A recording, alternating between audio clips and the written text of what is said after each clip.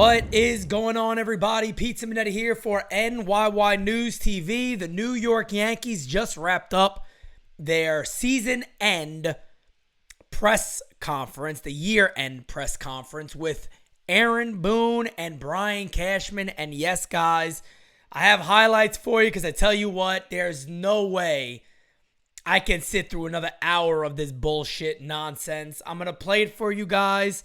I'll do some pauses, kind of like I did in the other one the other day. I'm going to actually show this video. And yeah, we'll go from there. So it's going to be pretty long, so let's jump right into it. Here is Aaron Boone, and let's get into it. Did you have a hand up? Aaron, whether it's during the course of the season or now, a lot of it's things that we seem to ask you about are basically about the outcomes and the results. Are you comfortable with the processes that get you there? Mm-hmm. Are there any changes that need to be made along those lines? Yeah, I am comfortable with our process, with my process. Of course, and again, this goes back to when you win ultimately, when you fall short, even on a smaller level, like during the season, you win a game, you lose a game, you get a result.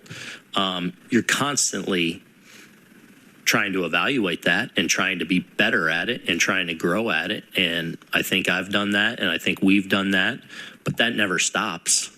But I do feel really good about our process and my process. And, you know, I think we're a very well run and buttoned up organization that is very prepared at what we do. It would seem that as many times as you've had to go through the Astros, you likely maybe have to try to do that again next year. Before he moves further, I don't want to forget this, so I want to jump in and add to what he just said. First of all, I don't expect Aaron Boone to come out and simply say, guys, we're doing a lot of things wrong, we're wrong, blah, blah, blah. Nobody's going to do that. The best managers in the world who know there's issues aren't going to do that. But it's unbelievable to me that you're even going to see this going further, that there is nothing wrong with this organization. They are as buttoned up, well-dressed, and ready to roll, and well-oiled machine as everybody. Then simply explain to me, how are there so many miscommunication errors throughout the season? And I'll give you a quicker one. Again, Harrison Bader, Clay Holmes, in the postseason, that these guys had no clue what the well-oiled machine was doing. And to your fact, there was not a process, considering you said, my man, he didn't check the lineup card. So again, I'm going to get to this at the end about how bad our beat writers are and these so-called reporters that are supposed to really be the middleman between the fan and the front office. At least that's how I see it. Maybe that's not how they see it, but Kevin Kernan told me that's how he saw it, and I agree with him. These beat writers are the voice of the fan when we can't get to these guys. And you didn't hear many questions, and I'll get to that later, but let's keep it rolling. When you're watching them, are there specific things that they do better than you, that you say, we need to be, maybe not more like them, but this is what we need to do better, that's what we need to do better because that's what they do? Well, I think every year is a little bit different. Looking at this year's Astros team, I think it's as deep a pitching as they've had. And it's as healthy and deep a pitching staff heading into the postseason. So they were even different facing them a little bit this year. In other years, they've been even more, more offensive,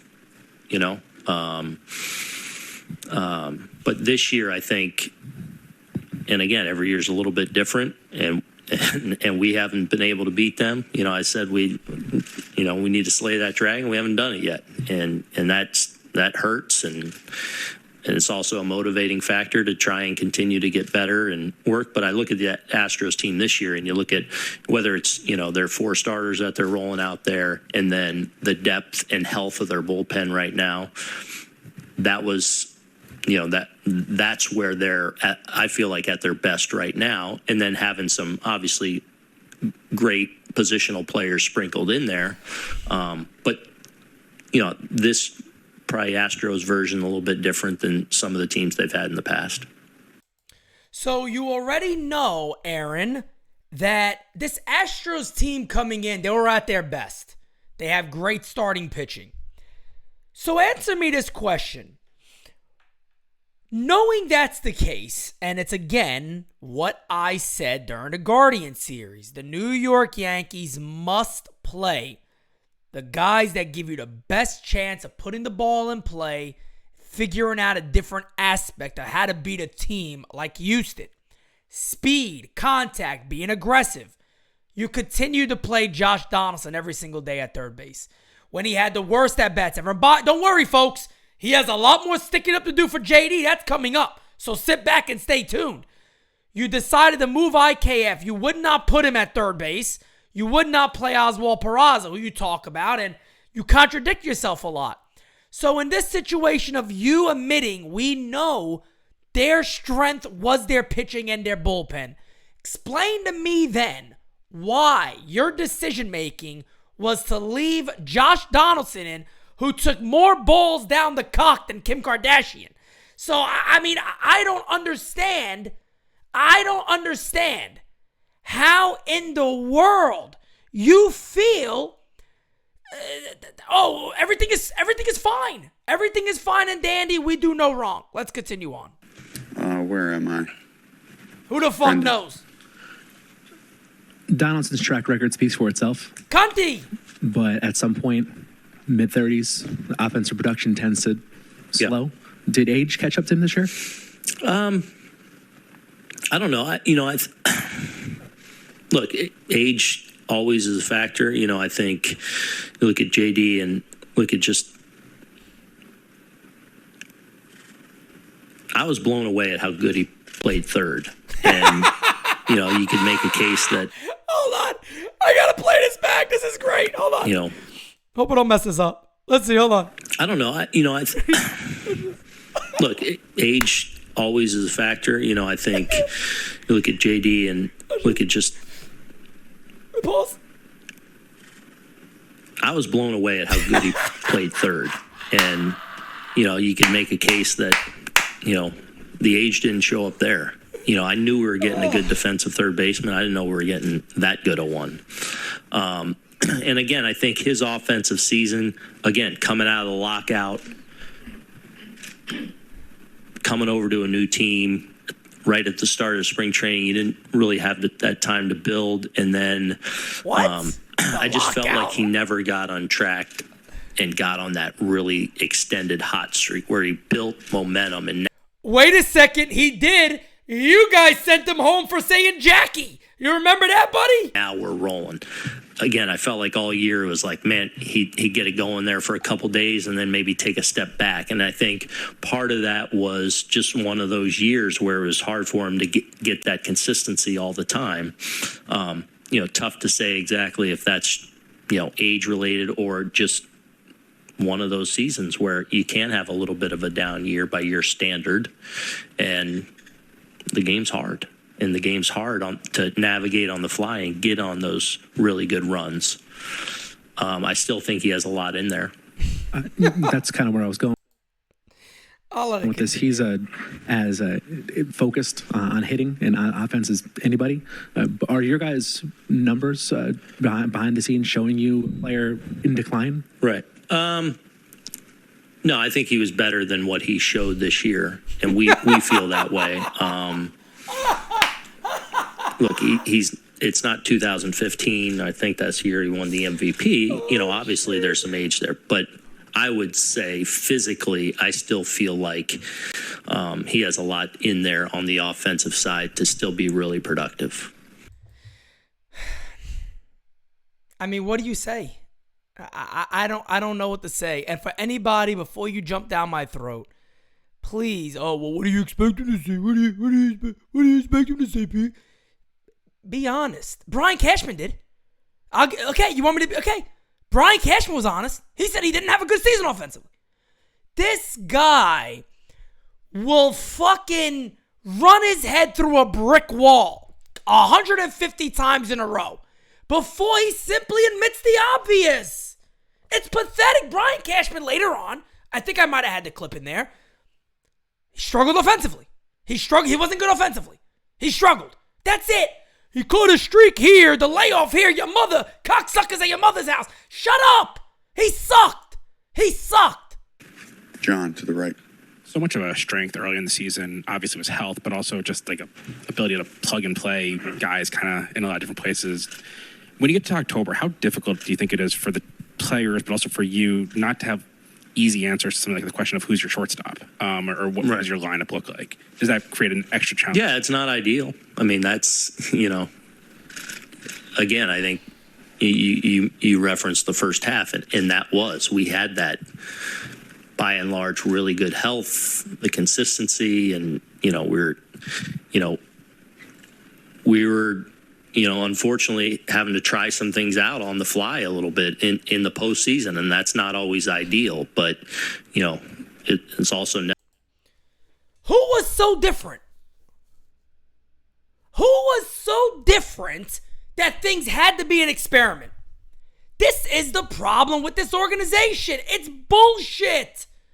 What was so experimental that couldn't happen in July, August, September? What was so experimental that I've missed here?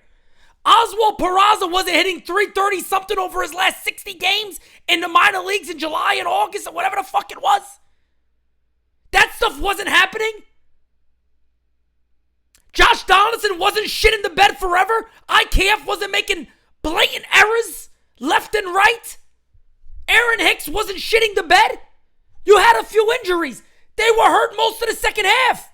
What experimental did you have to do in the postseason? And then you talk about a buttoned-up organization. No, it's not. It's dysfunctional. Tyone you used coming out of the bullpen. You could have done it before his last 2 outings.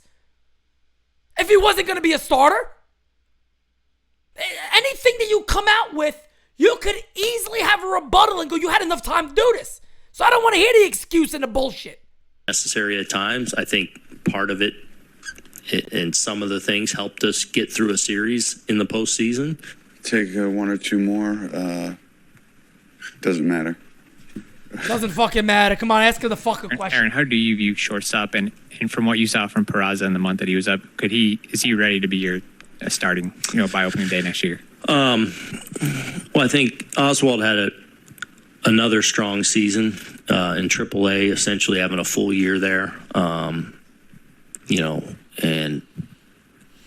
And earned and put himself in a position to get a September call-up, essentially. No, it didn't. You did it, my friend. You got him called up by being a jerk-off and talking like a complete fucking imbecile all over New York radio, where the Yankees themselves were forced, because he never would have been called up. I don't care what anybody says. They were forced to call him up because how horrible you sound regarding IKF, which you'll do again here. That's the sad thing. Well, we'll get to it. I was really impressed with what I saw from him, just makeup-wise, preparation-wise. But not in July from the button-up organization. What he was able to handle, being thrown into some different situations that for anyone, let alone a rookie, wouldn't have always been easy. And I always felt like he was up to it and handled it.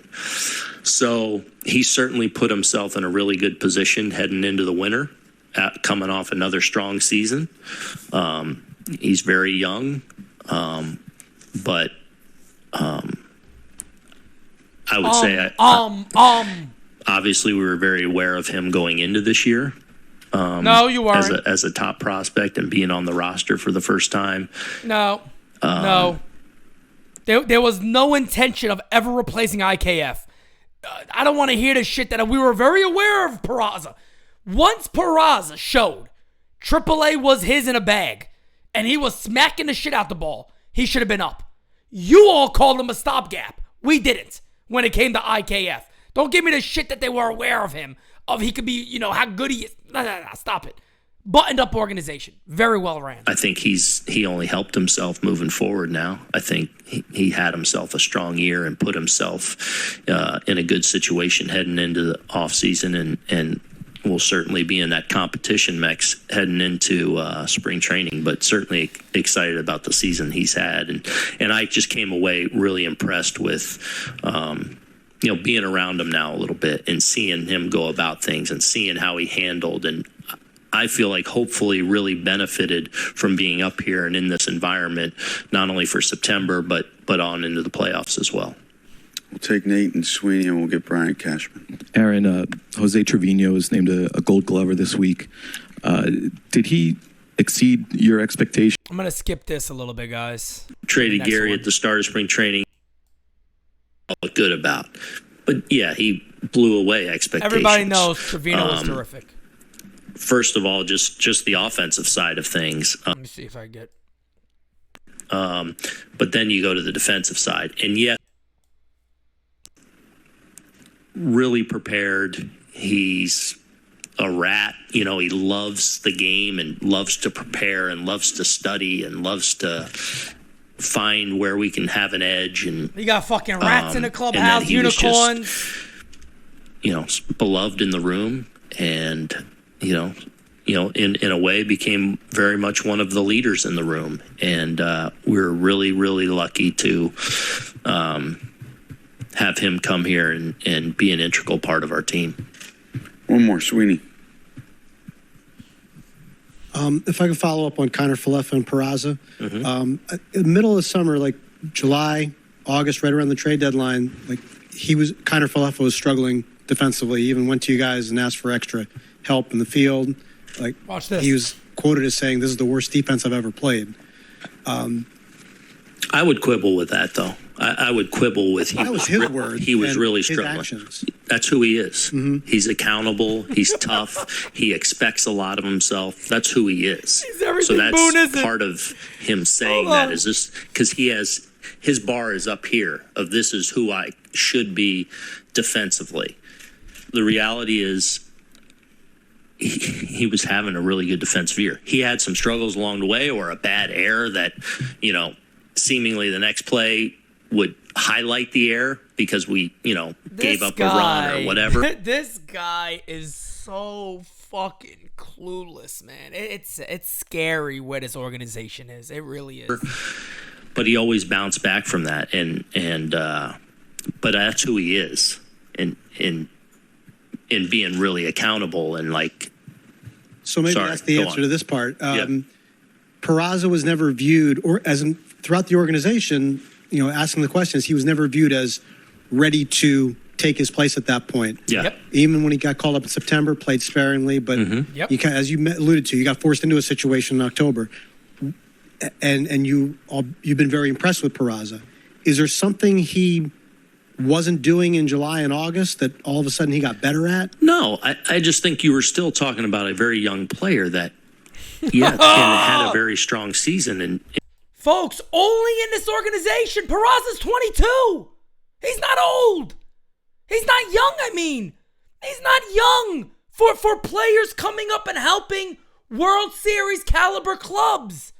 We've seen this happen. This fact that this team can't simply admit, you know what? We probably should have went with Peraza earlier, so he had more experience and was ready to rock and roll come October. It's sickening how they will go tooth and nail to defend their logic that the whole fan base knows is bullshit. In AAA, I think it was just continuing to get a little bit better in every aspect of the game. All right, here we go. Like to this end. Well. Listen to Jack Curry here. Okay, Aaron, thank you very much. This is Jack Curry's rebuttal on IKF. Listen to this, and listen to what he says. It's what I've been telling you guys for a long time. We'll be back in a minute or two with... I've said this before. IKF was as polarizing a Yankee as I've seen since Gary Sanchez. The fan base talked about him a lot. The Yankees talked about him a lot in a positive way. We just heard Boone right now talk about how he was excellent defensively. Last year he made 15 errors, but let's look under the numbers or beneath the numbers. His outs above average was a -4, Michael. That was 28th amongst Major League shortstops. His defensive run saved was a +10. That was tied for 6th. So you and I have discussed this when we were doing the post-game shows with Bob Lorenz and John Flaherty. Listen up. Which defensive metric do you look at? And what I saw out of Peraza last year, your eyes tell you that he is fluid and he is smooth and he is ready to be a Major League shortstop. It is 100% accurate. And that's the reason you have scouts. To go even further than that, they knew it in spring because the man you're looking at right now, him right there, told you so. That Peraza is Major League ready with his glove. So what were they waiting for exactly? IKF wasn't hitting 290. He wasn't so bad offensively that you said, shit, his defense is killing us because, you know, he can't hit either. He can't field. At least he can hit a little bit. He would have been better to shift at third base and then you call up Peraza to play short. They contradict themselves so much, and this is not new. This has been going up for years. I call it out every single season. They know what they've said. They don't care. They have no regard because guess what? Nobody's going to call them out besides me and besides a couple of other people out there that are on YouTube that don't have media credentials, that can't go out to these pressers and go, hey, hold on a second, wait. Your boss, Brian Cashman, said he was ready defensively in spring training. Come July, where IKF was really struggling and the word started to spread that, hey, Peraza's doing well. This kid needs to be up now. We got to make a replacement here. It's a World Series team potentially. You guys got to go for it more. When he was hitting 3-something over his last 30, 40, 50, 20-something games and he really started putting it together, he's on every single hot list in prospects, wherever you look at your prospect stuff, he's on there about the hottest guys out there. He's got a hang of it. He knows what he's doing. He can play with the big boys. You all never called him up. So again, you guys just contradict yourselves left and right to the point you made a decision on IKF can't be a starting shortstop in the postseason. That is not experimental. That is stupid. That is bad baseball for a very well-ran, oiled-up machine. My ass. Anthony to the left. Do you have a new contract for yourself? I do not. I have had a brief conversation with Hal Steinbrenner, so my contract expired October 31. He said we'll obviously talk, and he expressed interest in having me back. Of course, I'd like to stay, but we have not had any further discussions on that. Obviously, there's dealing with a lot of other employment stuff, with other people, but all in due time. So we'll see, how that plays out. But obviously, I'd love to stay, and he's expressed interest in having me stay. So that's all I can tell you. Well, there you go, folks. Brian Cashman is coming back as GM of the Yankees. So far. Looking back now, would you do anything differently with your process on deciding Donaldson and Kiner-Falefa were the right options for the left side of the infield? No, I think every year it's you kind of go to market with trying to attack your areas of weakness, whatever your perceived areas of weaknesses are. So I know coming from last year's season, the 21 season, it was a first round knockout and the wild card, and we wanted to get more athletic, improve our team defense, be in a position to relocate Labor back to second base and improve our defense, especially catcher too. And so we were able to do all that. You go engage the marketplace on the free agent side as well as the trade side, and it leads you to, either an array of choices or some limited choices. And so limited choices as shortstop. That's one of the reasons you may have went after IK, of limited choices. You had 500,000 plays available. No, I felt like we were able to attack a lot of areas and significantly improve the team from the previous year to give us a better chance as we entered the 22 season. And, and so I know we wound up with a better defensive team like we had hoped. And so who we had, and, whether it's the Donaldson, Kiner-Falefa, in Kiner's case, gave us an opportunity to bridge the gap, while the kids continued to develop, because everybody in the industry, fans and, teams alike recognize that we have some pretty potentially impactful young prospects that are, were developing and needed some more time. So, the fans don't agree with that. See, this is the problem with the organization. You want to bring up the fans now when it's convenient to you. The fans know about our prospects. Yeah, we're excited about them. But the fans think they should be here. And I'm not talking about Dominguez, Peraza. You're talking about the bridge. Again, you're using the same thing. Bridge the gap. It doesn't take a year to bridge a gap. That's not a year process. Bridge the gap, stop gap. Those aren't year-long processes. That is until your guy is ready. So cut the shit. No. Were you satisfied then in totality with the overall production that they both bought, both defensively and offensively? I think that Kiner was kind of along the lines of what we expected. And I think in Josh's case, both an elite defender and, really, typically a high-end offensive player.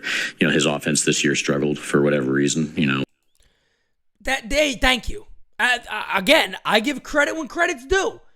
It is not hard to let people know, and you're not hurting Josh Donaldson because I'm pretty sure he knows it, to simply say, I don't know what the reason was, he wasn't good offensively. It's not hard to do. And so fast move this forward a little bit. The fans are going to say, he needs to be the top priority no matter what, do whatever it takes, give him a blank check, whatever. Aaron Judge. How do you sort of balance the knowledge of knowing how important he is to the team and to the franchise with also trying to just make a sound business decision? I mean, it involves a lot of people, and ultimately the owner, has to take everything into account because it's first, he checks all the boxes, the box of, does he help you win games on the field first and foremost? And then, will he do so moving forward? There's no guarantee in terms of health in any of these situations, but when you make these commitments on players, he's a fan favorite. He interacts with our fans extremely well. He's respected within that clubhouse, goes about his business as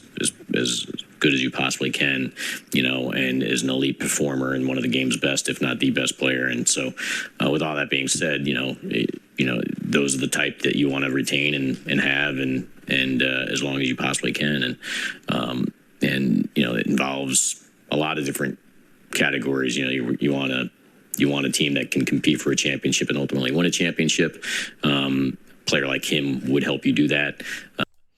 So again, he's just going into here that, Aaron Judge should come back. They want him back. But there's a lot of different aspects that get involved in, and that is true. What drives our fan base and showing up and supporting us. And, he wants to make them happy, and he's always been driven that way, is to try to make our fans happy. And so hopefully, we'll have some. He's talking about Hal Steinbrenner there, wants to make the fans happy, and he's driven by that. That is complete and utter bullshit. Positive conversations that lead to the outcome that we want, but we'll see. Andy. Brian, does your willingness to work for a time while not under contract, which I believe you've done. I'm going to pause this right here. This is Andy Martino, folks. Listen to this question and the follow-up, and you're going to know everything you need to know about our beat writers. This is a fucking joke. Listen to this. Before, when your deals have been up, if I'm not mistaken about that, does that speak to a mutual understanding between you and Hal that something will get done? Is that where you're at right now? Or does your future, in your mind, remain very much unresolved? I don't take anything for granted. I'm not here to assume anything. But I've been working for this franchise for a long time. Clearly got a lot of, respect and relationships, and I'm honored to be a part of the Yankee family. And so yeah, my contract's expired, but I'm one of many people that have done that. Right. I've dealt with a lot of people that hey, we'll deal with this. We'll get to it over the course of time, and me being no different. It doesn't guarantee an outcome, so I'm not here to assume anything. Watch this. Come on, Cash. But while being in a position, I'll do the best job I can and then let obviously people judge the results. What does that actually mean for an employee status right now, whether it's you or a coach who you might want to bring back? Or do terms roll over into November, December? Watch this. Are you technically not being paid, not an employee? What is the actual status? He Cashman laughs. This is a bit. What are you doing, Andy Martino? Who are you? Are you being paid for doing this? What is this? This shit's depressing. Focused on it. It's really depressing. It really is. A great demeanor, a great rapport with his players. This is about Boone. And when we were firing on all cylinders and healthy, we were tough to beat. It was fun to watch. And then along the way, at the worst time possible, the team played so over their head it wasn't even funny, folks. There was so many red flags, and that's not a knock on this team. Like I said at the time, enjoy it while it's here, but everything has gone right for this club. And to me, it was as clear as day. There was times I'm calling games like, holy shit, they got lucky. And I mean, it happened countless times. I'm not saying they didn't play good baseball, because they did. They hit and ran. They did those little things. They stopped doing it. They completely stopped doing it. They didn't miss the right players. The other players didn't leave. They could have still played that style of baseball. They stopped. I don't want to hear bullshit about injuries. That's when you really manage. August and September, all of a sudden, a lot of wheels started falling off with injuries. So timing's everything. And so that kind of changed the equation. Your balls fell off. And in conjunction with the staff he has of trying to put our players in the best position to succeed and have belief in what they do. But unfortunately, in that last series with Houston, it didn't, our dreams ended for 22, and not the way, rather abruptly and quickly, and it sucked, for us all and for our fans and ownership, the worst of all. And you mentioned left field as something of a question mark. You have Hicks for 3 more years and $30 million. What's his status with the organization and his future? I mean, he's signed to a contract. He unfortunately got, he got hurt in the postseason too. I mean, the hits didn't stop. When the regular season hit, obviously he had a chance by getting an opportunity with the Benintendi injury and mixing and matching. He was going to be in a position to maybe impact something in the postseason to kind of allow everybody to forget what happened during the regular season, and then in a collision with Cabrera, he winds up getting taken out, and he's down for I think 6 to 8 weeks or something like that as he recovers from his injury, but he'll be back and healthy, and he signed under contract, and he'll come back and try to take and earn a position back and a place that we can count on. Obviously he does have ability, and just weren't able to tap into it consistently this past year. And I know, he was frustrated by that. And, he signed. You're not looking to move him? I'm sorry? You're not looking to move him, to trade him? I wouldn't say who I would be or wouldn't be looking to move.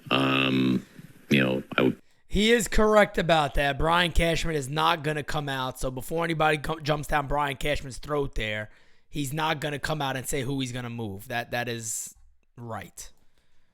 There were questions at different points of the year, just in game strategy and decision making.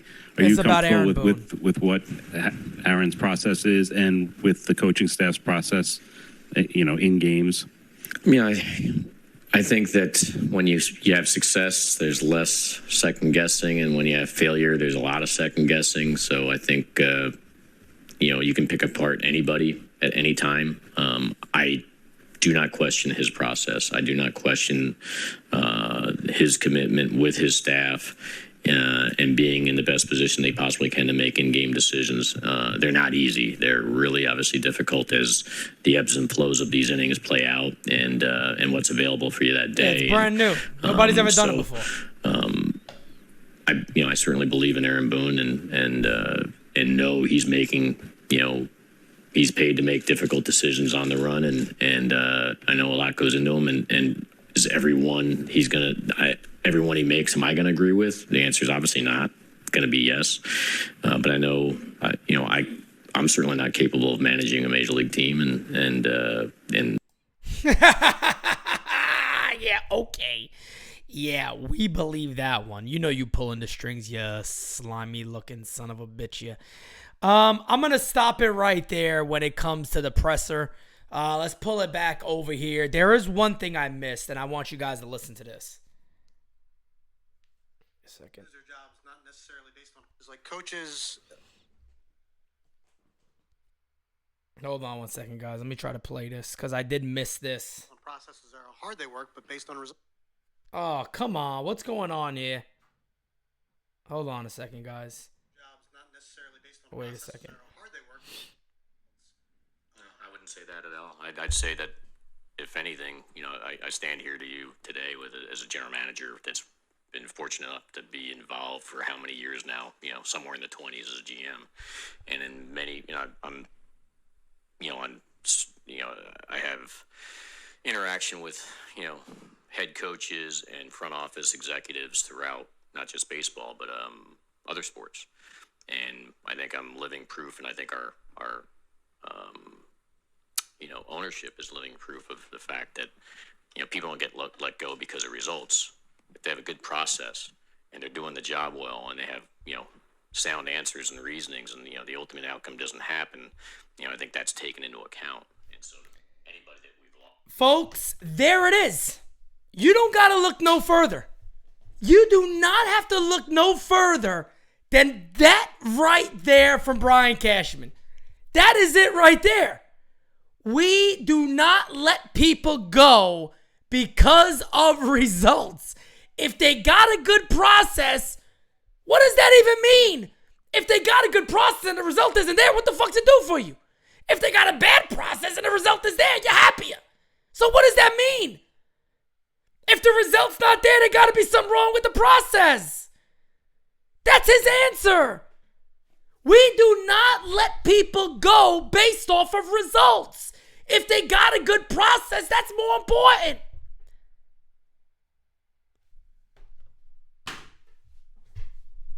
I don't know what else to say. We have a weak owner, a weak GM, a weak manager, and the weakest group of beat reporters I have ever seen. Hey, Brian, NYY News, Pete.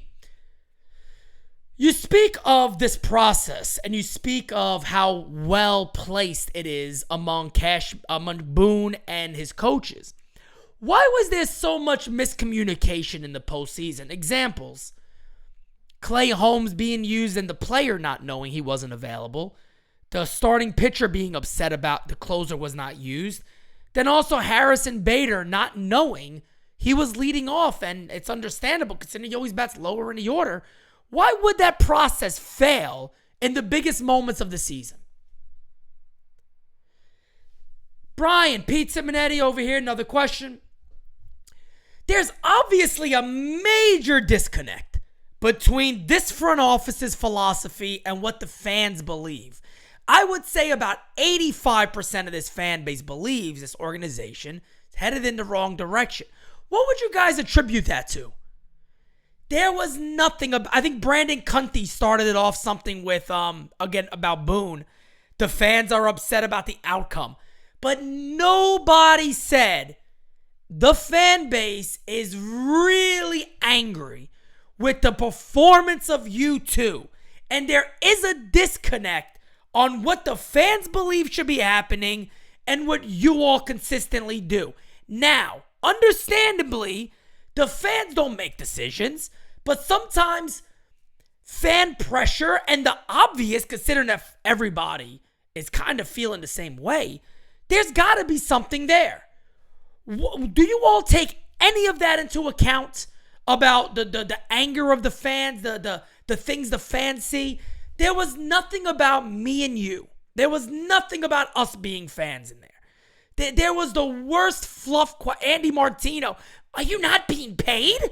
It is so insane that this is what we're dealing with. And unfortunately, folks, I almost want to say at this point as a Yankee fan, it's depressing. It really is. It's depressing knowing that this is the team you're going to be covering for a while. Or I'm going to be covering and I'll be doing games for it. I'll never make a change. But my God, there is still no level of accountability. No level of accountability. No level of we're doing things wrong. Zero level of that. They have done nothing wrong. They have done nothing wrong. Everybody has an excuse attached to their name. It's not the Yankees' fault. Nobody's doing nothing wrong. We just fell into some bad luck. And now I'm going to sit here and say it. Can a bad Yankee team win the World Series? Yeah. Anybody can win the World Series. Shit happens. Does the best team always win? No. They don't always win. The best team does. I think if anybody sit backs right now, go to Phillies probably. The Dodgers should be there probably, right? But the Dodgers aren't there. They got eliminated first round. It happens. It happens. It happens. Any team can win. But when you can't even acknowledge that there are obviously issues here to your fan base, keep that shit in Arizona. Keep that shit in a place where people aren't going to care too much. But in New York, when everything is magnified, we want accountability. It's that simple. So, guys, let me know in the comments below what do you think of the comments by Cashman and Boone. And again, it's just more of the same shit show here. So, without further ado, guys, I'm Pete Simonetti. Peace. I'm out, guys. Talk to you very, very soon.